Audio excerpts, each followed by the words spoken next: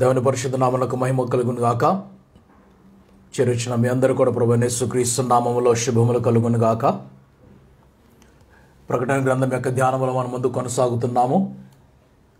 గత రాత్రి ఇంటర్నెట్ యొక్క అంతరాయం వల్ల ధ్యానము సరిగా కొనసాగలేదు కాబట్టి ప్రకటన గ్రంథము 14వ అధ్యాయాన్ని మరొకసారి సారాంశంగా తెలియపరిచి ఆ తర్వాత 15వ అధ్యాయాలకు ప్రవేశిద్దాం. ప్రకటన గ్రంథము 14వ అధ్యాయము దాని మొదటి వచనం నుంచి చదువుతూ దాని సారాంశంను తెలియపరిచి ముందుకు వెళ్దాం. మరియు నేను చూడగా ఇదిగో ఆ గొర్రెపిల్ల సియోను పర్వతం మీద నిలబడి ఉండెను.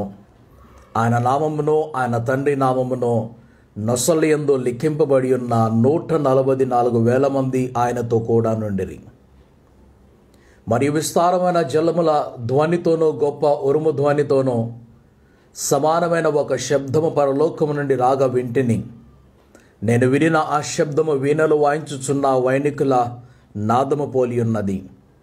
వారి సింహాసనము ఎదుటను ఆ 4 జీవుల ఎదుటను పెద్దల ఎదుటను ఒక క్రొత్త కీర్తన పాడుచున్నారు. భూలోకములో నుండి కొనబడిన ఆ 144,000 మంది తప్ప మరి ఎవరునో ఆ కీర్తన నేర్చుకొనజాలరు. వీరు స్త్రీ సాంగత్యమున అపవిత్రులు కాని వారును స్త్రీ సాంగత్యము ఎరగని వారునై ఉండి గొర్రెపిల్ల ఎక్కడికి పోవునో అక్కడికెల్లా ఆయనను వెంబడించుడు. వీరు దేవుని కొరకునో గొర్రెపిల్ల కొరకునో ప్రథమ ఫలముగా ఉండుటకై మనుషులలో నుండి కొనబడిన వారు.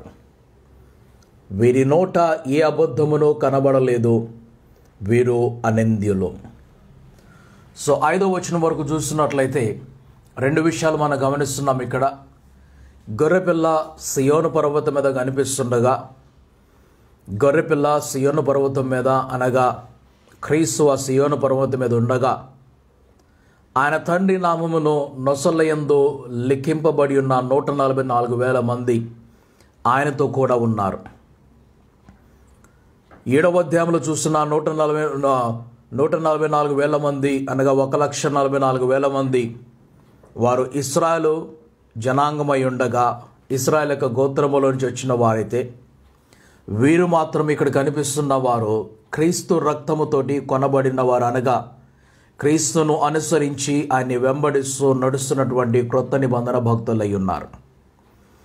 మరి విస్తారమైనటువంటి జలముల ధ్వనితోటి ఒక గొప్ప స్వరము వినబడి ఉండెను. ఆ ధ్వని పరలోకము నుండి వచ్చినది. అయితే ఆ శబ్దము ఎలా వినిపిస్తుందనంటే వీణులు వాయించుతున్నటువంటి వైణికుల నాదం వల్లే, ఒక రాగం వల్లే వినపడుతుంది, ఒక వాయిద్యం వల్లే వినిపిస్తున్నది. వారి సింహాసనం ఎదుటను ఆ 4 జీవుల ఎదుటను పెద్దల ఎదుటను ఒక క్రొత్త కీర్తన పాడుచున్నారు. భూలోకం నుండి కొనబడిన ఈ 144,000 మంది తప్ప మరి ఎవరు కూడా ఈ కీర్తన పాడలేరు, దానిని నేర్చుకొనజాలరు. కేవలం వీరికి మాత్రమే ఆ ఒక కీర్తన ఉన్నది. ఆ ఒక్క కీర్తన వారు మాత్రమే నేర్చుకోగలరు. వారికి తప్ప ఎవరికి దీన్ని నేర్చుకునేటువంటి అధికారం లేదు, అటువంటి యోగ్యత కూడా లేదు. వారు నేర్చుకోవాలన్నా కూడా నేర్చుకోలేరు. ఎందుకనగా కేవలము ఈ 1,44,000 మంది కొరకు మాత్రమే అది ఇవ్వబడింది. అయితే వీరి యొక్క గొప్పతనం ఏమిటంటే వీరు సాంగత్యము, స్త్రీ సాంగత్యం ఎరగని వారినై ఉండి వీరు ఎటువంటి దుష్టత్వమునకు తమను తాము లోబరుచుకొనక, వీరిలో ఎటువంటి అబద్ధము కనిపించలేదు, వీళ్ళు ఎటువంటి నిందలు కనిపించలేదు. అనగా వీరిపై నేరం మోపాలన్నా కూడా నేరం మోపేటువంటి అవకాశం వారు ఎవరికి ఇవ్వలేదు. అంత శుద్ధముగానో పరిశుద్ధముగానో తమను తాము వారు కాపాడుకున్నారు.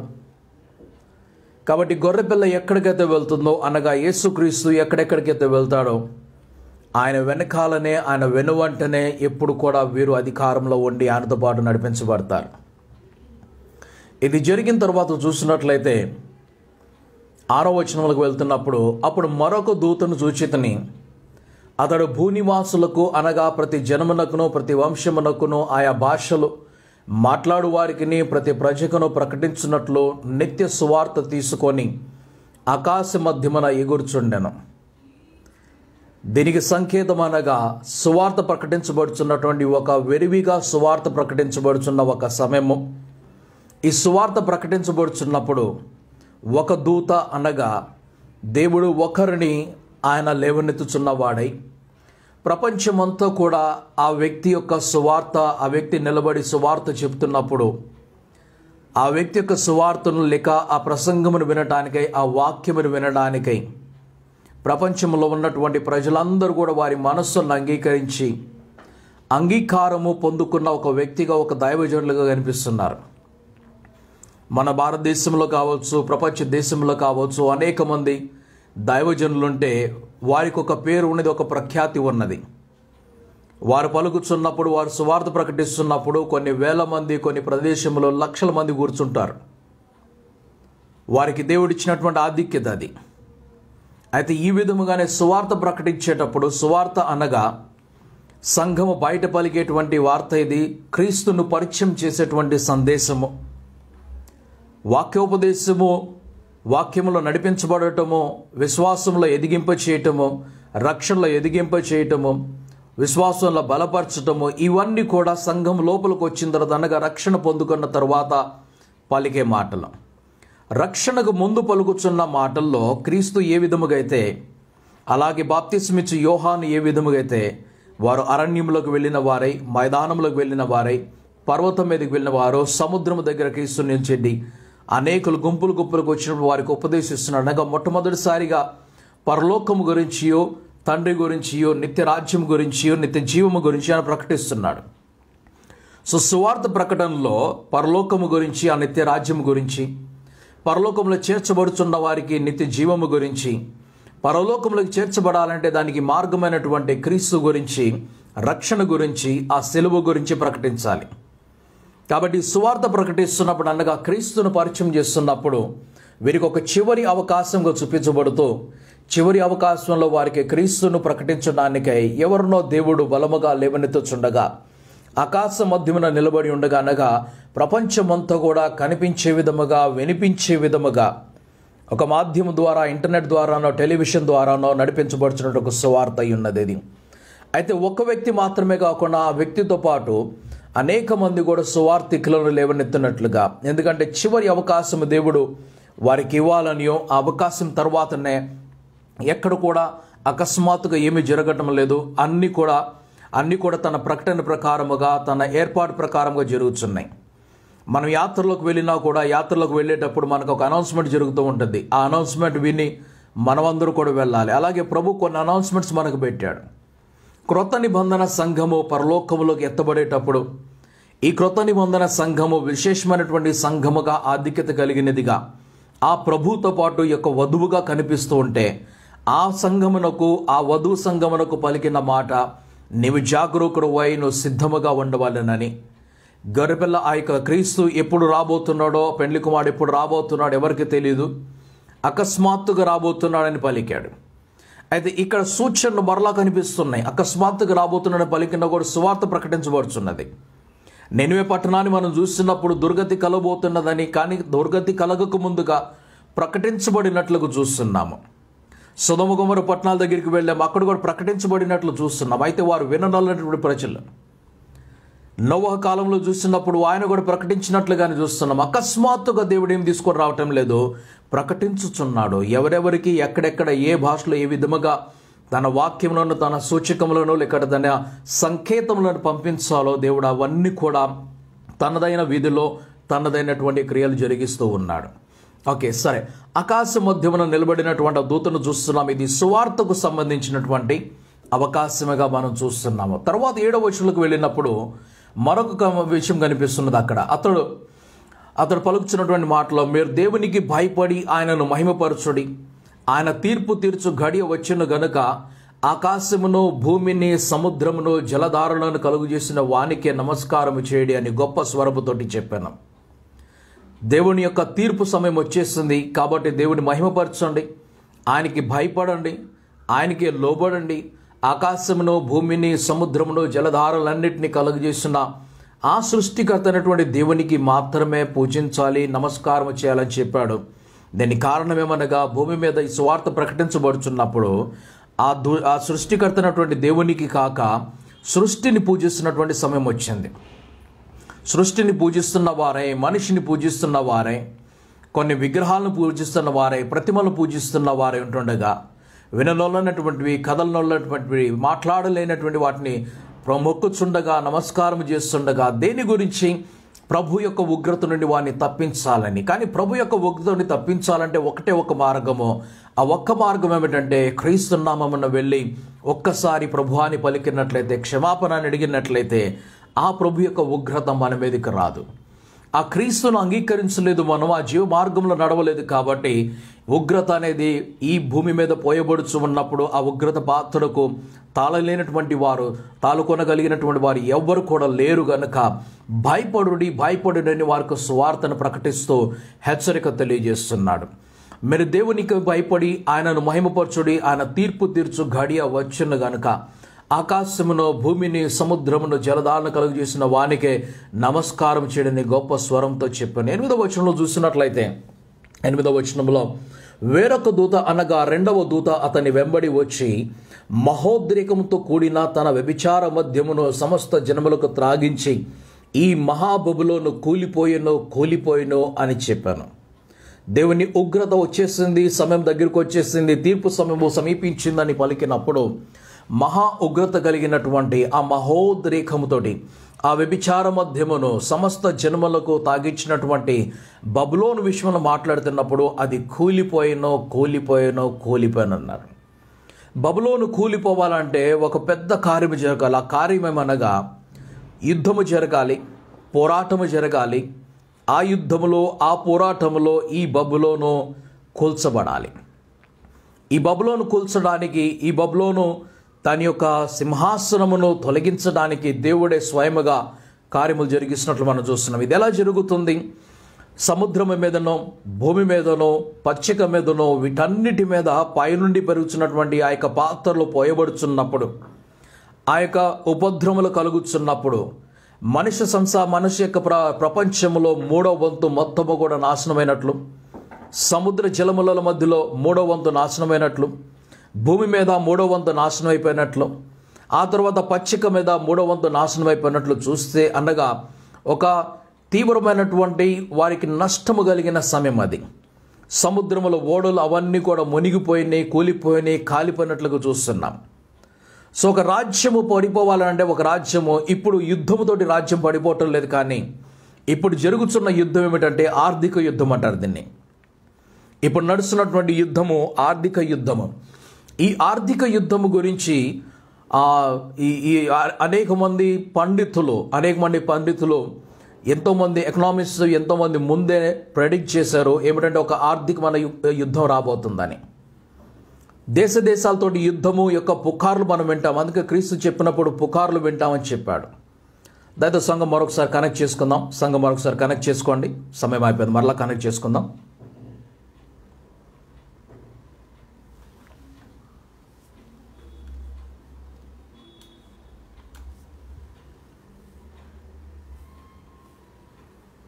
Thank you, Lord. Hallelujah. Thank you, Jesus, Lord.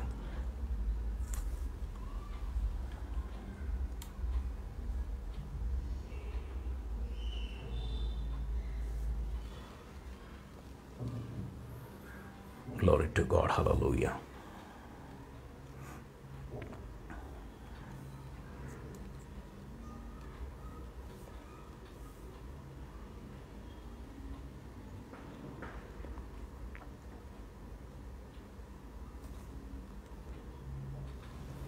Thank you lord. హల్లెలూయా.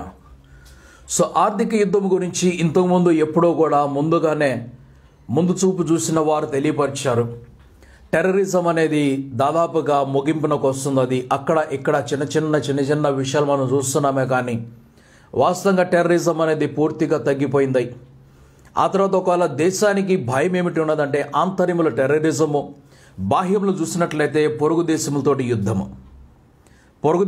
యుద్ధంతో ఒక పెద్ద నష్టం వస్తుంది. ఆంతర్య టెర్రరిజం తోటి, నక్సలిజం తోటి, వీటితోటి పెద్ద యుద్ధ సమస్య వస్తుంది, నష్టం వస్తుంది. ఇప్పుడు అవన్నీ కాకుండా దేశాలన్నీ కూడా, ప్రపంచ దేశాలన్నీ కూడా పోరాడుతున్నటువంటి పోరాటం ఏమిటంటే ఆర్థిక యుద్ధంతో. ఈ కోవిడ్ వలన వచ్చినటువంటి యుద్ధము, నష్టము ప్రపంచ దేశములన్నిటిలో దాదాపుగా అన్ని దేశాల్లో వారి జీడిపి కంప్లీట్గా దిగిపోయినదై వారి ఆర్థిక స్థితి పూర్తిగా నష్టమైపోయినట్లు కనిపిస్తుంటే ఇప్పుడు దాదాపు ఆరంభంలోకి వచ్చినప్పుడు ఇంతకు ముందు నుంచే యూరోపియన్ యూనియన్ అనే యూరోప్ దేశాలన్నీ కూడా ఒక రాజ్యముగా, ఐక్యరాజ్య సమితి ఎలాగున్నదో అలాగే యూరోపియన్ యూనియన్ కూడా స్థాపించబడి మన దేశాలన్నీ కూడా, ఖండములన్నీ కూడా ఒకటైపోయి, ఒక ప్రపంచంగా మారిపోయి, ఒక కరెన్సీ పెట్టుకొని ఒక రాజ్యముగా ముందుకు వెళ్దామన్నారు. ఎందుకు? ఈ ఆర్థిక సమస్యలను కూడా వీటిని పరిష్కరించడానికి. సో కాబట్టి ఈ నష్టం కలిగినప్పుడు భూమి మీద నష్టం కలిగింది, సముద్రంలో నష్టం కలిగింది, పచ్చిక మీద నష్టం కలిగింది, చెట్ల మీద కలిగినది, అన్నిట్లో కలిగినప్పుడు ఆర్థికమైనటువంటి నష్టము అన్నిటికంటే ఘోరము. యుద్ధం వచ్చినా నష్టమే, ప్రళయం వచ్చినా ఆర్థిక నష్టమే, కరువు వచ్చినా కూడా ఆర్థిక నష్టమే, ఆంతర్య పోరాటాలు జరిగినా ఆర్థిక నష్టమే. ఎటువంటి జరిగినా కూడా చివరికి జరిగేది ఏమిటంటే ఆర్థిక నష్టము. ఈ ఆర్థిక నష్టము నుండి బయటపడటానికే కోవిడ్ని అరికట్టకుండానే లాక్డౌన్ తీసేసిన కొన్ని రాజ్యములు ఉన్నాయి. మీ అంతటి మీరు వెళ్ళండి, మీ అంతటి మీరు చేసుకున్నారు. కారణం ఏమిటి? ఆర్థిక స్థితి పడిపోయింది కాబట్టి తిరిగి లేపాలి దాన్ని. ఈ ఆర్థిక స్థితి పడిపోయినప్పుడు దీనిలో నుంచి అనేక దేశాలు, అనేక రాజ్యాలు, దేశాలు వీటి నుండి బయటికి రాలేవు కాబట్టి వారి రాజ్యాల్ని మరొక జ్ఞాని చేతులకు అప్పగించేస్తున్నారు. ఈ అప్పగిస్తున్నప్పుడు మనం చూసేది అందులో అందరికంటే జ్ఞాని కలిగిన వాడు కొంచెం ముందుకు మనకు కనిపిస్తుంది. ఆ యొక్క ముద్ర మనం చూసాము, మృగం యొక్క ముద్ర మనం చూసాము, 666. అందరికంటే జ్ఞాని ఆ వ్యక్తి.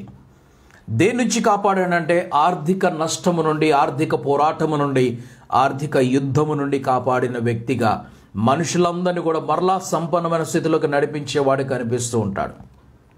సో నష్టము కలిగింది. ఇక్కడ నష్టము కలిగినప్పుడు మహోద్రేకముతోటి కూడినటువంటి ఆ మద్యమును సమస్త జనములకు త్రాగించిన ఈ మహాబబులోను కూలిపోయినో అని చెప్పాను. ఒక రాజ్యము కూలిపోవాలంటే అంతర్యుద్ధము కావచ్చు, బాహ్య యుద్ధము కావచ్చు, కరువు కావచ్చు, తెగుళ్ళు కావచ్చు, లేకుంటే ప్రళయము కావచ్చు, ఇంకేదన్నా కావచ్చు. ఆర్థిక స్థితి పడిపోయిందంటే సింహాసనం పడిపోయినట్లే. మన దగ్గర వసతులు, వనరులు లేకపోయినట్లే. మన దగ్గర ఆహారం లేదు, మన దగ్గర డబ్బు లేదు, మన దగ్గర ఆర్మీ లేదు. మన దేశం అంతా కూడా మరొకరి చేతులకు వెళ్ళిపోతుంది. కాబట్టి ఈ పోరాటంలో ఒక మహా సామ్రాజ్యము, బబులోను సామ్రాజ్యము మరలా కూలిపోయినట్లుగా, అనగా ఈ బబులోను నుంచి అనేకమైనటువంటి ఆలోచనలు బయటికి వెళ్ళి, అనేక సిద్ధాంతములు బయటికి వెళ్ళి, అనేక మతములు బయటికి వెళ్ళి, అనేక దైవములు బయటికి వెళ్ళి, ఈ ప్రతిమ ఆరాధనలు, బబులోను నెబుకద్నెజర్ ఆరాధన, కైసరు ఆరాధన, ఇటువంటి ఆరాధనలు బయటికి వెళ్ళి ప్రపంచమంతటిని కూడా నాశనం చేసినట్లు చూస్తున్నాం. అనగా ఈ ప్రతిమ ఆరాధన మరలా తిరిగి ఆరంభించాలంటే బబులోను నుండి ఆరంభించబడుతున్నది. బబులోన్లోనే నెబుకద్నెజర్ ఆరంభించినటువంటి దాన్ని రోమీలు వచ్చినప్పుడు రోమీల్లోని కైసరు తీసుకొని వెళ్ళాడు. అది మరలా తిరిగి రాబోతుంది. కనుక ఇప్పుడందరూ కూడా ఎవరు గొప్పవాడని ఆ గొప్పవాడిని పొగడటమే, మెచ్చుకోవటమే కాకుండా పూజించటం మొదలు పెడుతున్నారు. కాబట్టి చక్రవర్తి యొక్క ఆరాధన ఆరంభమవుతుంది. అయితే దేవుడు వాటిని చూసి ఊరుకొండటం లేదు. ఆ మహాబబులోను పట్టణము కూలిపోయాను అనే సువార్త మరొక దూత వచ్చి వినిపించినట్లు చూస్తున్నాం. మరొక దూత దగ్గరికి వెళ్తున్నాం. 9వ వచనంలో మరొక దూత కనిపిస్తున్నాడు. అది 3వ దూత కనిపిస్తున్నాడు. మరియు వేరొక దూత అనగా 3వ దూత వీరి వెంబడి వచ్చి గొప్ప స్వరముతో ఇలాగూ చెప్పాను. మొదటి దూత వచ్చేసి సువార్తను ప్రకటించినట్లు చూస్తున్నాం. రెండో దూత వచ్చేసి మహోద్రేకముతోటి కూల్చబడినటువంటి బబులోని యొక్క వార్తను వినిపించినట్లు చూస్తూ ఉంటే, 3వ దూత వీరి వెంబడి వచ్చి, అనగా వీరి తరువాత సీక్వెన్స్లో మొదటి 2 దూతలైన తర్వాత 3వ దూత వచ్చి గొప్ప స్వరముది ఇలాగూ చెప్పాను, ఆ క్రూర మృగమునకు గాని దాని ప్రతిమకు గాని ఎవడైనను నమస్కారము చేసి తన నొసటి యందేమి చేతి మీదనేమి ఆ ముద్ర వేయించుకొనిన ఎడల ఏమియు కలపకుండా దేవుని ఉగ్రత పాత్రలో పోయబడిన దేవుని కోపమును మద్యమును వాడు త్రాగును. పరిశుద్ధ దూతల ఎదుటను గొర్రెపిల్ల ఎదుటను అగ్ని గంధకముల చేత వాడు బాధింపబడును. వాడు బాధింపబడును. పరిశుద్ధ దూతల ఎదుటను గొర్రెపిల్ల ఎదుటను అగ్ని గంధకముల చేత వాడు బాధింపబడును. ఎవరు బాధింపబడుచున్నది ఇక్కడ? ఎవరు బాధింపబడుచున్నారనంటే, క్రూర మృగమునకు కానీ దాని ప్రతిమకు కానీ ఎవడైనా నమస్కారము చేసి ఈ లోక శ్రమలను తప్పించుకోవడానికి, లోక కష్టాలను తప్పించుకోవడానికి, ఈ లోకములో లావాదేవీలు అనగా కొనుగోలు విక్రయములు జరిగించడానికి, క్రయ విక్రయములు జరిగించడానికి, ఆహారము కొనుక్కోవటానికి, పనులు జరిగించుకోవటానికి ఎవరైతే ప్రతిమకు నమస్కారము చేసి ఆ తర్వాత ముద్ర వేయించుకుంటారో వారికి కలిగేటువంటి దుర్గతి గురించి మాట్లాడుతున్నప్పుడు ఎలా జరుగుతుందంటే, దేవుని కోపమును మద్యమును వాడు త్రాగును. ఆ తర్వాత పరిశుద్ధ దూతల ఎదుటను గొర్రెపిల్ల ఎదుటను అగ్ని గంధకముల చేత వాడు బాధింపబడును. అగ్ని గంధకములు ఎక్కడున్నాయి అంటే పాతాళంలో ఉన్నాయి, అగాధంలో ఉన్నాయి. అగ్ని గంధకం అనేది చివరి దశ అయినది. అగ్ని గంధకం అంటే పాతాళంలో. మరి పాతాళంలో ఎవరి ఎదుట? అందుకే నేను ఒకసారి మీకు తెలియపరిచాను, పాతాళం అనేది క్రమశిక్షణ లేని ప్రదేశముగా, కుప్పలు కుప్పలుగా పడవేసినటువంటి శవములు కలిగిన మనుషులు కలిగిన ప్రదేశముగా, ఈ చిందరబందరుగున్నటువంటి ప్రదేశంగా మనకు కనిపిస్తుందేమో, కానీ అది కాదు. అది క్రమము కలిగినటువంటి ఒక ప్రదేశము.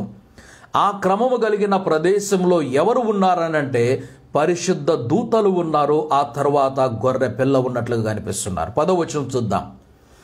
ఏమీయు కలపకుండా దేవుని ఉగ్రత పాత్రలో పోయబడిన దేవుని కోపమును మద్యమును వాడు త్రాగును. పరిశుద్ధ దూతల ఎదుటను గొర్రెపిల్ల ఎదుటను అగ్ని గంధకముల చేత వాడు బాధింపబడును. అగ్ని గంధకములు కలిగినటువంటి ప్రదేశము పరలోకము కాదు. అగ్ని గంధకములు కలిగినటువంటి ప్రదేశము భూమి కాదు. అగ్ని గంధకములు కలిగిన ప్రదేశము పాతాళమై ఉన్నది.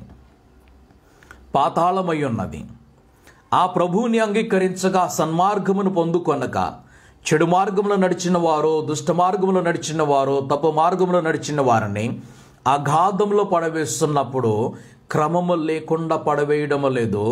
వారికి క్రమము నేర్పించడానికే వారిని అక్కడ పడవేశారు. వారికి తీర్పు తీర్చబడి వారికి ఇస్తున్నటువంటి శిక్ష, ఆ శిక్ష ఇవ్వడానికి అక్కడ విడిచిపెట్టారు. ఉదాహరణకి, ఒకవేళ ఎవరన్నా నేరస్తులు నేరములు పట్టుబడినట్లయితే వారిని జైల్లో వేయడని చెప్పినప్పుడు, జైలు అనగా ఏదో ఒక గోడ కట్టేసిందాన్నే, గదులు కట్టేసిందాన్నే దానిలో తీసుకెళ్లి మనుషులను వదిలిపెట్టరు. ఆ మనుషులను వదిలిపెట్టకుండా ఆ మనుషుల శిక్ష పూర్తి అయ్యే వరకు అక్కడనే ఉండేలాగా వారి మీద జైలర్లు ఉంటారు, వారి దగ్గర పని చేసేవారు ఉంటారు, వారితో పని చెప్పించేవారు ఉంటారు, వారితో వెట్టి చాకిరి చెప్పించేవారు ఉంటారు, వారికి బుద్ధి చెప్పేవారు ఉంటారు, వారికి భయంకరమైనటువంటి శిక్ష ఇచ్చేవారు ఉంటారు. ఆ జైలర్స్ అక్కడ లేనిదే ఆ జైలుకి అర్థం లేదు. క్రిమినల్స్ని తీసుకొని వెళ్ళిపోయి, నేరస్తులను తీసుకొని వెళ్ళిపోయి, పోనీ మీరు వెళ్ళిపోండి అని చెప్పి ఒక గదిలో పడవేయరు. వారి కదలికలన్నిటినీ గమనిస్తూ ఉంటారు. వారు ఎలాగ నడవాలన్నా, వారు బయటికి రావాలంటే ఈ దారిలోనే రావాలి, కూర్చోవాలంటే ఇలాగే కూర్చోవాలి, పండుకోవాలంటే ఇక్కడే పండుకోవాలి. వారికి ఎవరి ఇష్టం వారు చేయడానికి లేదు. వారందరినీ కూడా కట్టేస్తున్నట్లుగాను ఇందులో ఇంకా క్రూరముగా, మూర్ఖముగా, భయంకరులుగా ఉన్నటువంటి ఆ యొక్క నేరస్తులనైతే ఆ సంఖ్యలతో గట్టిన వారే ఇంకొకరిని కలవనివ్వకుండా వారిని వేరుగా పెడుతున్నట్లు చూస్తున్నాం. ఇలాగా వారందరినీ కూడా పనిష్మెంట్ ఇవ్వడానికి జైలర్స్గా, దాని తర్వాత దాని చుట్టూ సెక్యూరిటీగా, ఆ జైల్ని నడిపించడానికి ఒక ఏమంటారు దాన్ని, ఒక చట్టముగా, ఆ తర్వాత ఆ చట్టాన్ని తన అధీనంలో పెట్టుకోవడానికి ఒక ప్రభుత్వముగా, ఈ దేశముగా, ఇంత పెద్ద దేశం ఒకటి ఉన్నది. అలాగున్ననే ఈ అగాధంలో పడవేసినప్పుడు, అగ్ని గంధకములలో పడవేసినప్పుడు వారి మీద కూడా అధికారులు, అధిపతులు ఉంటున్న వారై, ఆ అధిపతులు, అధికారులలో ఎవరు అనగా పరిశుద్ధ దూతలు అక్కడ ఉంటున్న వారై, శాసనం ఎవరిది నడుస్తుందనంటే అక్కడ క్రీస్తు శాసనం నడుస్తుంది. ఆ పాతాళములో అగ్ని గంధకములు వారు బాధించబడుచున్నప్పుడు ఆ క్రీస్తు అక్కడనే ఉన్నాడు.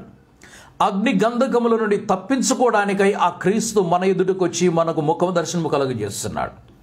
ఆ క్రీస్తును అంగీకరించినట్లయితే అగ్ని గంధకములను మనం తప్పించుకొని ఆ పరలోక రాజ్యంలోకి చేర్చబడతాం. అలా కాని ఎడల అగ్ని గంధకములోకి నడిపించబడతాం. కాబట్టి పరిశుద్ధ దూతల ఎదుటను గొర్రెపిల్ల ఎదుటను అగ్ని గంధకముల చేత వాడు బాధింపబడును. ఎవరి గురించి రాస్తారు ఇది? మొదటిగా అయితే ప్రతి నేరస్తుని గురించి, ప్రతి అపరాధి గురించి, క్రీస్తును అంగీకరించని ప్రతి ఒక్క వ్యక్తి గురించి రాశారు. ఆ తరువాత ఎవరైతే ప్రతిమకు నమస్కారం చేస్తారో, ఎవరైతే ప్రతిమకు ఆ యొక్క ప్రతిమ యొక్క ముద్రను వేయించుకుంటారో వారికి గురించి తెలియపరుస్తుంది. 11వ వచనం చూసినట్లయితే వారి బాధ ఎలాగుందో వర్ణిస్తున్నారు. వారి బాధ సంబంధమైనటువంటి పొగ యుగ యుగములో లేచును. వారి బాధ సంబంధమైనటువంటి పొగ యుగ యుగములో లేచున్నాం. జైలు గురించి మరొకసారి ఉదాహరణ చెప్పిన ముందుకు వెళ్తాను. జైలుకు పంపించినప్పుడు నేరాన్ని బట్టి 1 సంవత్సరమో 2 సంవత్సరమో నెలలో వారికి శిక్ష విధించబడుతుంది. కొంతమందికి అయితే యావజ్జీవ అని అంటారు. యావజ్జీవ కారాగార శిక్ష అని అంటే జీవించినంత కాలము వారు కారాగారంలోనే ఉంటారు అని అర్థము. జీవించినంత కాలము. సో వీరి జీవించినంత కాలము దాన్ని నిత్య మరణం అంటారు. నిత్య మరణం అంటే వారు జీవించినంత కాలము అనగా వారికి మరణం అనేది లేదు, నిత్యము అని అర్థం అన్నమాట. నిత్య జీవం అని అంటే వారికి అంతము లేదు, వారు ఎల్లప్పుడూ అలాగే జీవిస్తున్నారని. నిత్య జీవం పరలోకములో ఉంటే నిత్య మరణం వచ్చేసి అగాధముల పాతాళంలో కనిపిస్తుంది. అయితే వీరి శిక్ష ఎప్పటి వరకు అనంటే యుగ యుగములు అనగా ఒక యుగము దాటిపోతుంది, మరొక యుగము, ఒక యుగం దాటిపోతుంది, మరొక యుగం. దీని ఉదాహరణకు చూసుకోవాలనుకున్నట్లయితే ఆదము యొక్క యుగము దాటిపోయింది. ఆదము నుండి నోవహు దగ్గరికి వచ్చినప్పుడు 10 యుగాలు 10 తరములు దాటిపోయాయి. అక్కడ నుండి మరలా అబ్రహాం దగ్గరికి వెళ్తున్నాం, అబ్రహాం నుండి మరలా మనము దావీదు దగ్గరికి వస్తున్నాం, దావీదు నుండి మరలా మనం క్రీస్తు దగ్గరికి వస్తున్నాం, క్రీస్తు నుండి మరలా ఇక్కడ మనం తీసుకున్నట్లయితే ఎన్నో యుగములు దాటిపోయినాయి. ఈ యుగములు దాటిపోగా దాదాపు 7 సహస్రాబ్దులు ఇప్పటి వరకు నడిచినాయి. అనగా 7,000 సంవత్సరములు దాదాపుగా ఇప్పటి వరకు నడిచినవి. ఈ 7,000 సంవత్సరములో అనగా ఇది యుగ యుగములు అని అర్థం అన్నమాట. మన ప్రభువు యుగ యుగములకు ప్రభు ఉన్నాడని, ఆయన రారాజు అయి ఉన్నాడని మనం పలుకుతూ ఉంటాం. అయితే పాతాళములో పడవేయబడిన వాడు 1 సంవత్సరం కాదు, 2 సంవత్సరాలు కాదు, 100 సంవత్సరములు కాదు, దశాబ్దాలు శతాబ్దాలు కాదు, కానీ సహస్రాబ్దులు, యుగములు వరకు అలాగే ఉంటాడు. ఒకవేళ అలా ఉండకపోయినట్లయితే క్రీస్తును అంగీకరించినటువంటి వ్యక్తులు ఆ యుగములు కాకుండా వారు 5 సంవత్సరాలకో 10 సంవత్సరాలకో బయటకు వచ్చేసినట్లయితే క్రీస్తుని అంగీకరించి అనగా వారి జీవితాలని త్యాగం చేసుకొని క్రీస్తు కొరకు శ్రమపడి, బాధపడి, రాళ్లతో కొట్టబడి, కొరడాలతో కొట్టబడి, రకరకాలుగా యాతనలు పెట్టబడి, హింసలకు గురై చనిపోయిన వారు లేకుంటే గాయపడిన వారు ప్రభువును ప్రశ్న అడుగుతూ ఉంటారు. ప్రభువా, మరి మాకిచ్చిందేమిటి, వారికి ఇచ్చిందేమిటి? నీవు ఒకవేళ నీ కనికరము, అదే యోనా చెప్తున్నాడు అన్నమాట, నీవు కనికరము గల దేవుడు, నన్ను పంపిస్తావు, కాకపోతే నేను వెళ్ళిన తర్వాత నీ మనసును మార్చుకొని వారిని విడిచిపెడతావని పలికినప్పుడు నీవు పనిష్మెంట్ తప్పించేస్తున్నావు అని అంటున్నాడు ఆయన. సో పాతాళంలో ఒకవేళ పనిష్మెంట్ 2 సంవత్సరాలకో 3 సంవత్సరాలకో 5 సంవత్సరాలకు అయినట్లయితే ఎవరు కూడా భయపడరు. పాతాళంలో అగాధంలో ఒకవేళ 10 సంవత్సరాలకి ఉండి మనం బయటకు వచ్చేస్తాం అనుకుంటే ఎవరు కూడా భయపడరు. ఈ కోవిడ్లో లాక్డౌన్లో చూస్తూ దాదాపు 1 సంవత్సరానికి వచ్చేస్తున్నాం మనం. సో ఇటువంటి లాక్డౌన్స్ ఇక ముందు ఎన్ని వచ్చినా కూడా మనం వాటికి భయపడము.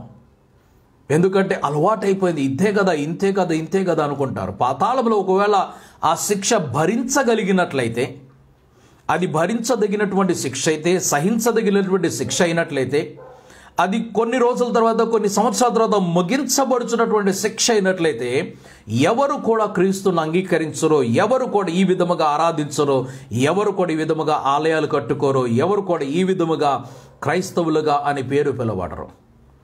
ఎందుకు? అది సహించదగినట్లయితే, అది కొన్ని రోజులకి అయినట్లయితే, కొంతకాలం బట్టికి అయినట్లయితే, ఆ యుగములు లేస్తున్నటువంటి పొగ నుండి తప్పించుకోవాలని, ఆ యుగములు ఉండేటువంటి శిక్షను తప్పించుకోవాలని, ఆ యుగములు ఉండేటువంటి నిత్య మరణమును చవి చూడకూడదని భయపడినటువంటి క్రైస్తవులమై ఆ పరలోకాన్ని ప్రేమిస్తూ, ఆ పరలోక దేవుడైనటువంటి మన ప్రభువుని ప్రేమిస్తూ, ఆయన బాటలో నడుస్తూ, ఆయన వాక్యముని ప్రేమిస్తూ మన జీవితాలు మనం ఆయనకి సమర్పించుకొని ముందుకు నడుస్తున్నాం. ఎందుకు? మనము పాతాళం తప్పించుకోవాలని. ఒకవేళ పాతాళమైనటువంటి భయమే లేకపోయినట్లయితే ఎలాగూ పరలోకానికి వెళ్ళిపోతాము కాబట్టి ఎవరు కూడా ఎందుకు ఇటువంటి నిష్ట కలిగిన జీవితాలు జీవించాలి, ఎందుకు ఇటువంటి వేరు చేయబడినటువంటి జీవితాలు జీవిస్తారు. కాబట్టి వారి పొగ వచ్చేసి వారి బాధ సంబంధమైనటువంటి పొగ, మామూలు పొగ కాదు. పాతాళం నుండి వస్తున్నటువంటి అగాధం నుండి వస్తున్నటువంటి పొగ కాదు ఇది. మిడతలు బయటికి అగాధం నుండి వచ్చినప్పుడు పొగ బయటికి వచ్చినట్లుగా అగాధం నుండి వచ్చినటువంటి పొగ కాదు ఇది. మిడతలు వచ్చేసాయి, పొగ పైకి వెళ్ళిపోయింది. అయితే ఈ పొగ వస్తున్నప్పుడు ఇప్పుడు వస్తున్న పొగ ఏమిటంటే, వీరు బాధపడుతూ ఉన్నప్పుడు అక్కడ అగ్ని ఆరదు, పొరుగు చావదని ప్రభు పలికాడు. అక్కడ అగ్ని ఆరటం లేదు, పొరుగు చావటం లేదు, పండ్లు కొరుకుటయు ఏడుపును అక్కడ ఉంటుందనంటే ఆ యాతన, ఆ బాధన ఎవరు సహించుకోలేరు. పండ్లు కొరుకుతున్నారు, ఏడుస్తున్నారు అని అంటే అర్థం ఏమిటంటే ఆ బాధ తట్టుకోలేంత బాధ వచ్చినప్పుడు ఆ పండ్లు కొరికేటువంటి పరిస్థితి వస్తుంది. ఎవరికైనా చిగుళ్ళలో మనకి కొంచెం నొప్పి వచ్చినట్లయితే ఆ చిగుళ్ళు మనకి కోరికేయాలనిపిస్తుంది. వాటిని నొక్కుతూ ఉంటాం, కొంతమంది పొడుస్తూ ఉంటారు, ఎందుకు నొప్పి ఎక్కువైపోయింది కాబట్టి. ఈ పాతాళంలో కూడా ఇటువంటి నొప్పులే ఉంటాయి. నొప్పులకు విరామం అనేది లేదు, విశ్రాంతి అనేది లేదు. అక్కడ శ్రమకు విరామం అనేది, విశ్రాంతి అనేది లేదు. అక్కడ ఈ శిక్షకు విరామము కానీ విశ్రాంతి అనేది లేదు. కాబట్టి ఆ భయంకరమైనటువంటి శ్రమను తప్పించుకోవాలనే మనలను ప్రభు ప్రేమతోటి ఆహ్వానిస్తూ ఉన్నాడు. వారి బాధ సంబంధమైనటువంటి పొగ యుగ యుగములు లేచును. ఆ క్రూర మృగమునకును గాని దాని ప్రతిభకు గాని నమస్కారము చేయి వారును దాని పేరు గల ముద్ర ఎవడైనను వేయించుకొని ఎడల వాడును రాత్రింబగుల్లో నెమ్మది లేని వారై ఎందురో. రాత్రింబగుల్లో నెమ్మది లేని వారై, విరామము లేకుండా గ్యాప్ లేకుండా, వారికి నెమ్మదికి ఎటువంటి గ్యాప్ అనేది లేదు, వారి విశ్రాంతికి ఎటువంటి గ్యాప్ అనేది లేదు. రాత్రింబగుళ్ళు వారు నెమ్మది లేని వారై ఉందరంటున్నాడు. 12వ వచనం చూస్తున్నప్పుడు దేవుని ఆజ్ఞలను, యేసుని గూర్చిన విశ్వాసమును గైకొనుచున్న పరిశుద్ధుల ఓర్పు ఇందులో కనబడును. అందుకు చెప్పాను, ఇవన్నీ ఉన్నాయి కాబట్టి వీటిని తట్టుకోవడానికై, వీటిని తప్పించుకోవటానికై భూమి మీద కలుగుతున్న శ్రమలు చిన్న శ్రమలే. అవి నా ప్రభు కొరకు నేను పరలోకంలో చేర్చబడుటకు నేను సంతోషముతోటి వాటిని అనుభవిస్తాను, అంగీకరిస్తానని సిద్ధపాటుతో వెళ్తున్నాడు. ఒకవేళ ఇక్కడ కలిగినటువంటి శ్రమలను మనం తట్టుకోలేకపోతే పరిశుద్ధుల ఓర్పు ఇందులో కనబడును అని చెప్పి రాస్తున్నది. ఒకవేళ పరిశుద్ధులు మనలో ఈ యొక్క ఓర్పు కనిపించకపోయినట్లయితే, ఈ సహనం కనిపించకపోయినట్లయితే ప్రభువుని తిరస్కరించేస్తాం, ప్రభువుని దూరం చేసుకుంటాం. మనకు పరలోకం వద్దు అని అంటాం, మనకి ఏ వద్దు అని అంటాం, మనం దూరం వెళ్ళిపోతాం. ఓర్పు ఇక్కడ అవసరమైనది. అంతవరకు సహించువాడే, అంతవరకు ఓర్చుకొనివాడే, అంతవరకు నిలబడువాడే, అంతవరకు పోరాడువాడే ఆ యొక్క రాజ్యమును పొందుకున్నవాడే, ఆ బహుమానములు పొందుకున్న వాడిగా కనిపిస్తూ ఉన్నాడు. పరిశుద్ధుల ఓర్పు ఇందులో కనిపిస్తున్నది. ఎక్కడ దేవుని ఆజ్ఞలను, యేసుని గూర్చిన విశ్వాసమును గైకొనుచున్న పరిశుద్ధుల ఓర్పు ఇందులో కనబడను. 13వ వచనంలో చూస్తున్నప్పుడు, అంతటి ఇప్పటి నుండి ప్రభునందు మృతులు ధన్యులని వ్రాయమని పరలోకము నుండి ఒక స్వరము చెప్పగా వింటిని. మొదటి అధ్యాయమును చూపించినప్పుడు యోహానుకు డిక్టేషన్ చెబుతున్నట్లుగా, రాయి అని చెప్తున్నట్లుగా అతడు వ్రాస్తూ వెళ్తున్నట్లుగా మనం చూసాము. ఇక్కడ చూస్తున్నప్పుడు కూడా ప్రభునందు మృతులు, ఎప్పటి నుంచి, ఇప్పటి నుంచి ప్రభునందు మృతులు ధన్యులని వ్రాయమని పరలోకం నుండి ఒక స్వరము చెప్పగా వింటిని. ఇక్కడ చూపిస్తున్నాడు. ఇంతకుముందు చూపించింది ఒక దూత వచ్చినట్లుగా, మరొక దూత వచ్చినట్లుగా, మూడవ దూత వచ్చినట్లుగా చూస్తుంటే ఈ దూతలు కాకుండా పైనుండి ఒక స్వరం మరలా వినబడుతుంది. ఇంతకు ముందు చెప్పాడు ఆయన 1,44,000 మంది పాడుచున్నటువంటి పాట, నేర్చుకున్నటువంటి పాట, అది పరలోకములో దేవుని సింహాసనం ఎదుట నుండి, 4 జీవుల ఎదుట నుండి, 24 పెద్దల ఎదుట నుండి దిగివస్తున్నట్లుగా వినబడుతూ ఉంటే, ఇప్పుడు మరలా మరొక స్వరం ఆయనకి పరలోకం నుండి వినిపిస్తుంది. ఏమిటనగా, ఇప్పటి నుండి ప్రభునందు మృతులు ధన్యులని చెప్పేసి వ్రాయమని చెప్పి ఒక స్వరం వినబడుతున్నది. నిజమే, వారు తమ ప్రయాసములు మాని విశ్రాంతి పొందుదురు. నిజమే, వారు తమ ప్రయాసములు మాని విశ్రాంతి పొందుదురు. ఇంతకు ముందు చూసినప్పుడు వారికి రాత్రింపగళ్ళు విశ్రాంతి లేదు. ప్రభువును అంగీకరించని వారికి రాత్రింపగళ్ళు విశ్రాంతి లేదు. వారి బాధను చూసినట్లయితే, వారి బాధపడుచున్నప్పుడు వారి బాధ వలన కలుగుతున్నటువంటి అపోగా అగాధములో నుండి యుగ యుగములు లెగుస్తున్నట్లయితే, ప్రభునందు ఎవరైతే మృతులను చూస్తున్నారో, ప్రభువును అంగీకరించి నడుస్తున్నారో, ఆ మృతులైనటువంటి వారు విశ్రాంతిలోకి నడిపించబడుతున్నారు. విశ్రాంతిలోకి నడిపించబడటం నిద్రపోతున్నారని కాదు. విశ్రాంతిలోకి నడిపించబడుతున్నారు. రెస్ట్ ఇన్ పీస్ అంటే విశ్రాంతి అని కాదు, నిద్రపోతున్నారు అని కాదు. శ్రమల నుండి విరామము కలిగిందని అర్థము. వారి ప్రయాసములో నుండి విరామము కలిగిందని అర్థము. వారి కష్టములో నుండి విరామము కలిగిందని అర్థము. వారి కలుగుతున్న బాధలు, నొప్పులు, రోగములు, వ్యాధులు, వాటి నుండి విశ్రాంతి పొందుకున్నారు. పూర్తిగా వారి నుంచి తొలగిపోయినాయి అని అర్థము.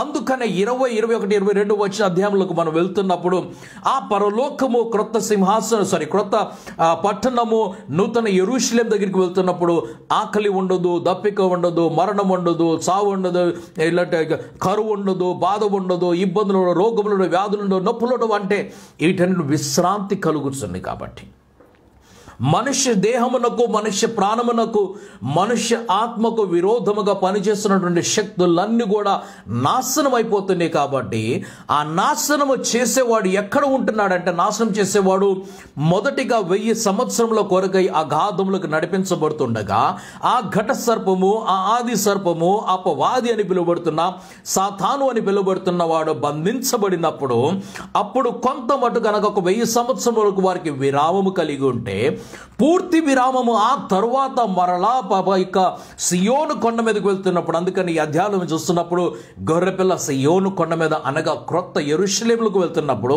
క్రొత్త ఆకాశము కిందకి, క్రొత్త భూమి మీదకి మనం వెళ్తున్నప్పుడు అక్కడ ఎటువంటి నొప్పులు, రోగములు, వ్యాధులు, బాధలు, శ్రమలు ఉండవని, వాటి నుండి విరామమును, విశ్రాంతి కలుగుతుందని తెలియపరుస్తున్నాడు.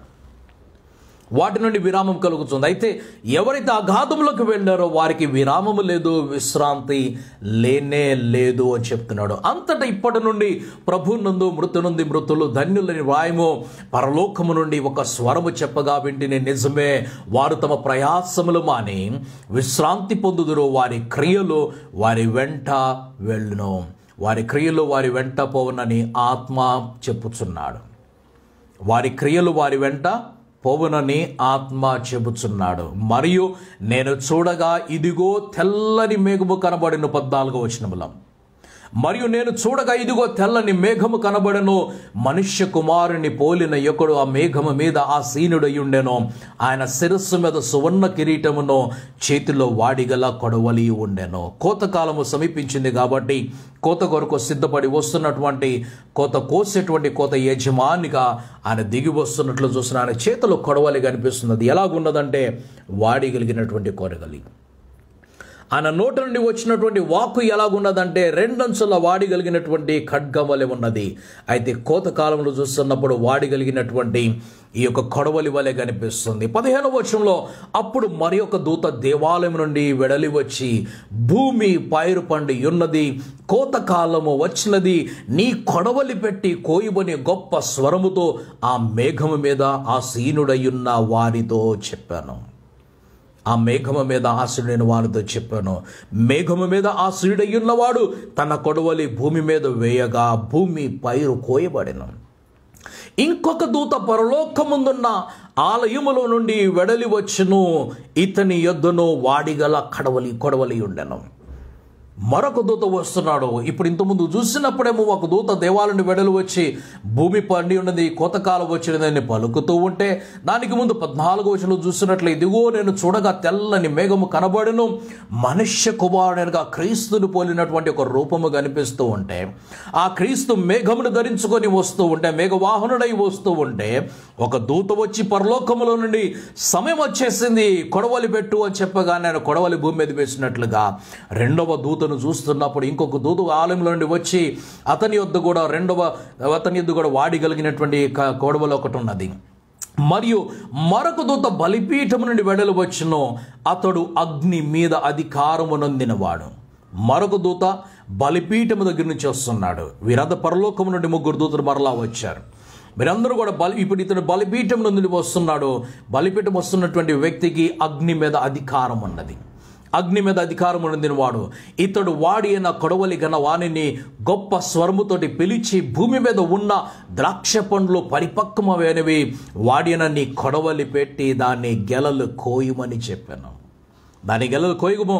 కాగా ఆ దూత తన కొడవలిని భూమి మీద వేసి, భూమి మీద ఉన్న ద్రాక్ష పండ్లను కోసి దేవుని కోపమను ద్రాక్షల పెద్ద తొట్టిలో వేసెను. దేవుని కోపమను ద్రాక్షల పెద్ద తొట్టిలో వేసెను. ఆ ద్రాక్షల తొట్టి పట్టణమునకు వెలుపట త్రొక్కబడెను. 100 కోసుల దూరము గుర్రముల కళ్ళెము మట్టుకు ద్రాక్షల తొట్టిలోని రక్తము ప్రవహించెను. ద్రాక్షల తొట్టిలోని రక్తము ప్రవహించెను 3 కోసుల దూరం వరకు. మొదటిది పైరు కోయమని చెప్పేసి, అనగా కోత కోయమని చెప్పేసి తన శిష్యులు క్రీస్తుని అడిగినప్పుడు, మనము గోధుమలు చల్లి వెళ్తే మరి గురుగులు ఎక్కడి నుంచి వచ్చినప్పుడు రాత్రి వేళ అపవాది వచ్చి గురుగులను చల్లి వెళ్ళాడని చెప్పాడు. మరి గురుగులను పెరికివేయమా అని చెప్పి, ప్రభువా మాకు సెలవిస్తావా అని అడిగితే, గురుగులను పెరకవద్దు, ఎందుకంటే గురుగులతో పాటు గోధుమలు కూడా వచ్చేస్తాయి, కాబట్టి కోత సమయం వరకు ఎదురు చూడుము అని చెప్పాడు. కోతకాలం వరకు ఎదురు చూడమని చెప్పాడు. అందుకని ఈ కోతకాలం వచ్చినప్పుడు ఎవరైతే పరలోకములకు వెళ్ళాలో వారిని పరలోకములకును, ఎవరైతే పాతాళములకు వెళ్ళాలో వారిని పాతాళములకు వేరు చేస్తున్నట్లుగా కొడవలు పెట్టి కోత కోసేటువంటి ఒక రైతు యొక్క సాదృశ్యముగా చూపిస్తున్నాడు. అదే మత్తయి సువార్తలో మనం చూస్తున్నట్లయితే గొర్రెలను మేకలను వేరు చేస్తున్న వాడే ఆయన కుడివైపునకును ఎడవైపునకు చేస్తూ ఉండగా, కుడివైపునున్న వారిని నా తండ్రి యొక్క సంతోషంలో ప్రవేశించమని పలుకుతున్నట్లుగా, ఎడమవైపున ఉన్న వారిని కాళ్ళు చేతులు కట్టేసి ఆ యొక్క అగ్నిలో పడవేయండి అని పలుకుతున్నట్లు చూస్తున్నాం. నాకు వేరైనటువంటి ఏ కొమ్మ కూడా ఫలించదు అని పలికినట్లుగా అది వేరైపోయిన వాటన్నిటి కూడా కోస్తున్నటువంటి సమయం ఇది. ఈ ద్రాక్ష పండ్ల యొక్క చూపిస్తున్నప్పుడు ఉగ్రతను చూపిస్తున్న వాడే, చివరి ఉగ్రతను చూపిస్తున్న వాడే, ఈ భూమి మీద తన యొక్క చివరి ఉగ్రతను చూపిస్తున్నట్లుగా ఆ ఉగ్రతలో జరుగుతున్నది ఏమిటనంటే, ఎలాగైతే ద్రాక్ష పండ్లు ఎలాగైతే కాళ్ళ కింద త్రొక్కబడతాయో, దాని రసము తీయటానికి కాళ్ళ కింద తొక్కబడతాయో, ఆ విధముగానే వాటిని త్రొక్కుచున్నప్పుడు ఎక్కడ వేస్తున్నారో చూద్దాం. దాన్ని 19వ వచనం, కాగా ఆ దూత తన కొడవలి భూమి మీద వేసి, భూమి మీద ఉన్న ద్రాక్ష పండ్లను కోసి దేవుని కోపమును ద్రాక్షల పెద్ద తొట్టిలో వేసెను. దేవుని కోపమును పెద్ద ద్రాక్షల తొట్టిలో వేసెను. ఆ ద్రాక్షల తొట్టి పట్టణమునకు వెలుపట త్రొక్కబడెను. ఎలాగునైతే క్రీస్తును సిలువ వేస్తున్నప్పుడు ఆయన్ని పట్టణమునకు వెలుపలకు తీసుకొని వెళ్ళిన వారై, గొల్గొతా వరకు తీసుకొని వెళ్ళిన వారై, కపాలమున స్థలములకు తీసుకొని వెళ్ళిన వారై అక్కడ సిలువ వేస్తున్నట్లుగా వీరిని త్రొక్కుచూ ఉన్నప్పుడు వారిని కూడా పట్టణమునకు బయటకు తీసుకొని వెళ్ళి చేస్తూ ఉంటే, వారు త్రొక్కబడిన అప్పుడు 100 కోసుల దూరము గుర్రముల కళ్ళెముల మట్టుకు ద్రాక్షల తొట్టిలోని రక్తము ప్రవహించను. ఇది మహా ఉగ్రతగానో దేవుని యొక్క కోపముగాను కనిపిస్తూ ఉన్నది. మహా ఉగ్రతగాను దేవుని యొక్క కోపముగాను కనిపిస్తున్నది. 15వ అధ్యాయం దాని మొదటి వచనంలో చూసినట్లయితే, 15వ అధ్యాయం మొదటి వచనం చూసినట్లయితే, మరియు ఆశ్చర్యకరమైనటువంటి మరి యొక్క గొప్ప సూచన పరలోకమందు చూచితిని, అదేమనగా 7 తెగుళ్ళు చేత పట్టుకొని అన్న 7 దూతలు, ఇవే కడవరి తెగుళ్ళు, వీటితో దేవుని కోపము సమాప్తమాయను. 15వ అధ్యాయం మొదటి వచనంలో చూస్తున్నాము. మరొక గొప్ప సూచన చూస్తున్నాడు. అది ఎలాగున్నదంటే ఆశ్చర్యకరమైనటువంటి గొప్ప సూచన. ఆ సూచనలో కనిపిస్తున్నది ఏమిటంటే, 7 దూతలు మరలా కనిపిస్తున్నారు. 7 దూతలు వారికి ఏమొస్తున్నారంటే, వారి చేతులు ఏమున్నాయంటే 7 తెగుళ్ళు ఉన్నాయి అన్నమాట. ప్రకటన గ్రంథం టోటల్గా 22 అధ్యాయంలో ముగించిన తర్వాత మరొకసారి నేను ఎంతమంది దూతలు ఎన్నిసార్లు వచ్చారు, ఎన్ని పాత్రలు ఉన్నాయి, ఎన్ని బోర్లు ఉన్నాయి, ఇవన్నీ మళ్ళీ విశేషంగా మీకు నేర్పిస్తాను. తర్వాత అన్నీ కూడా మరలా నేర్పిస్తాను. ప్రకటన గ్రంథం ఇక్కడితో నేను క్లోజ్ చేయటం లేదు, ఇంకా మరలా నేర్పిస్తాను మీకు. నేను ఎన్ని బోర్లు ఉన్నాయి, ఎన్ని పాత్రలు ఉన్నాయి, ఎంతమంది దూతలు ఉన్నారు, ఎలా వచ్చారు, ఏమేమి దృశ్యములు ఉన్నాయి, ప్రతి సంకేతం ఒక్కొక్క దాన్ని కూడా మనం చదువుకుంటూ నేర్చుకుంటూ వెళ్దాం. కాబట్టి ఇక్కడ మరలా కనిపిస్తున్న వారు 7 దూతలు కనిపిస్తున్నారు. 14వ అధ్యాయంలో 3 దూతలు ఒకరి వెనుక ఒకరు వచ్చిన వారై, ఆ తర్వాత మరలా 3 దూతలు వెనుక వస్తున్నట్లు కనిపిస్తుంటే, 15వ అధ్యాయంలోకి వచ్చినప్పుడు ఒకేసారిగా 7 దూతలు కనిపిస్తున్నారు. 7 దూతల చేతిలో 7 తెగుళ్ళు ఉన్నాయి. 7 తెగుళ్ళు ఉన్నాయి. అయితే ఈ 7 తెగుళ్ళు ఇవే కడవరి తెగుళ్ళు. ఈ కడవరి తెగుళ్ళ తర్వాత దేవుని కోపము సమాప్తం అవుతున్నట్లుగా చూస్తున్నాం. ఇది కడవరి తెగులు. కాబట్టి ముందు జరిగినవి వేరు, ఇవి వేరు. కొంతమంది ఏమంటారు ఇదే అదే అన్నీ ఒకటే అని అంటూ ఉంటారు. ఇవి కడవరివి, చివరివి అని రాసినట్లయితే దీని ముందు కొన్ని జరిగినాయి అని అర్థం. ఇక్కడ 7 దూతలు, అక్కడ 7 దూతలు ఒకరే కాదు. 7 పాత్రలు, ఈ పాత్రలు ఒకటే కాదు. ఇవన్నీ వేరు వేరు ఉన్నాయి. ఎక్కడెక్కడ ఏమేమి జరుగుతున్నాయి వాటన్నిటి కూడా మనం తర్వాత నేర్చుకుందాం. కాకపోతే రాత్రి ఇక్కడితో ముగించుకుంటున్నాము. ఇవే చివరి తెగుళ్ళు. వీటితోటి దేవుని కోపము సమాప్తమవుతూ ఉన్నది. దేవుని కోపం సమాప్తమవుతున్నది. ముద్ర గురించి, క్రూర మృగమును గురించి, ఘట సర్పము గురించి, అపవాది గురించి, మోసకరమైనటువంటి మాటల గురించి, ఈ లోకముందు ఉన్నటువంటి ప్రతి ఒక్క లోక మర్యాదల గురించి మనకి దేవుడు హెచ్చరికలు తెలియపరుస్తున్నాడు. వీటన్నిటిని మనం తప్పించుకోవాలి. ఎందుకనగా ఇవి తప్పించుకోకపోతే పాతాళం తప్పించుకోలేము, ఆ అగ్ని గంధకాలను తప్పించుకోలేము. ఎన్నడూ అగ్ని అక్కడ ఆరదు, పొరుగు ఎప్పుడు కూడా చావదు. అక్కడ ఏడుపును పండ్లు కొరకటి ఉంటాయి. కాబట్టి వాటిని తప్పించుకున్నటకై యుగ యుగములు వారి బాధ వలన అరుగుస్తున్నటువంటి పొగని తప్పించుకున్నటకై మనమందరం కూడా ముందుగానే మారు మనసు పొందాలని, మారు మనసు పొందినటువంటి మనము మారు మనసు కలిగిన బాటలోనే నడవాలని, ఆ క్రీస్తు బాటలోనే నడుస్తూ పరిశుద్ధతలో, యథార్థతలో, సత్యములో నడుస్తూ ముందుకు వెళ్ళాలని ప్రభు పదే మనల్ని హెచ్చరిస్తూ ఉన్నాడు. ప్రకటన లేఖనములను వినువాడును, చదువువాడును, వీటిని గైకొనువాడును ధన్యుడు. కాబట్టి మరొకసారి హెచ్చరికతోటి దేవుడు ఈ ధన్యతలు మన దగ్గరికి నడిపిస్తూ ఉన్నాడు. క్రీస్తు యొక్క రాకడ కొరకై మనం సిద్ధపడదాం, మనల్ని మనం సమర్పించుకుందాం. చిన్న ప్రార్థన చేసుకుందాం. మహాగణుడ, పరిశుద్ధుడ, పరలోకపు తండ్రి, మహోన్నతుడ, మహోపకారి, మరొకసారి మీకు వందనాలు సమర్పించుకుంటున్నాం, మీకు స్తోత్రాలు సమర్పించుకుంటున్నాం.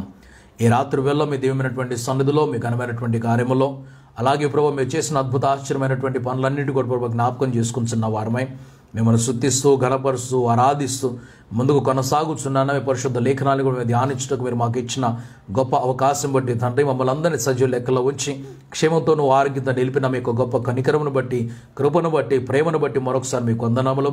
మాకు కావాల్సిన అనుదిన ఆహారం మీరు మాకు దయచేస్తూ, కావాల్సిన వసతులు మాకు దయచేస్తూ, గృహములు దయచేస్తూ, వస్త్రములు దయచేస్తూ, ధనమును దయచేస్తూ ప్రభా క్షేమమును, భద్రత కూడా మాకు అనుగ్రహిస్తూ పరమ తండ్రి మమ్మల్ని, మా కుటుంబాలని, మా సంఘం, మా ప్రియులందరినీ కూడా మీరు భద్రపరిచినానా.